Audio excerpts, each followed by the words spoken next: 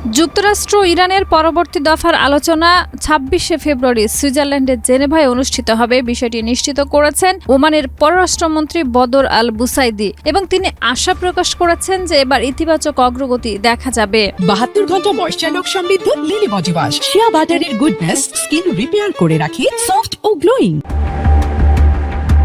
এই ঘোষণা আসলো এমন এক সময়ে যখন যুক্তরাষ্ট্র মধ্যপ্রাচ্যের সামরিক শক্তি বৃদ্ধি করছে এবং ইরানের বিরুদ্ধে সর্বাত্মক যুদ্ধের আশঙ্কা বাড়ছে। আলোচনার এই নতুন রাউন্ডের গুরুত্ব আরও বেড়েছে রাজনৈতিক ও সামরিক উত্তেজনার কারণে।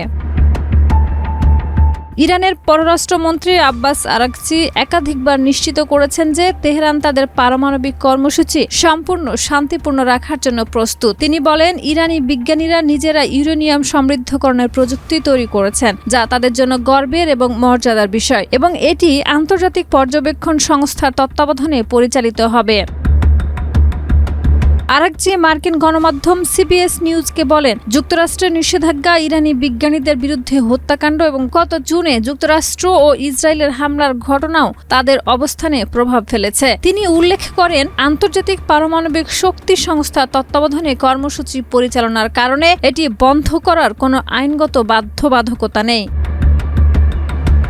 ইরান পরমাণু অস্ত্র রোধ চুক্তির সঙ্গে পূর্ণ সহযোগিতা করতে প্রস্তুত, তবু শান্তিপূর্ণ পারমাণবিক শক্তি ও ইউরেনিয়াম সমৃদ্ধকরণের অধিকার অটুট থাকবে। ইউরেনিয়াম সমৃদ্ধকরণ সংবেদনশীল বিষয়, তবে সমাধান সম্ভব। গুরুত্বপূর্ণ আলোচনার লক্ষ্য মধ্যপ্রাচ্যে স্থিতিশীলতা, সংঘর্ষ এড়ানো ও চূড়ান্ত পারমাণবিক চুক্তি সম্পূর্ণ করা।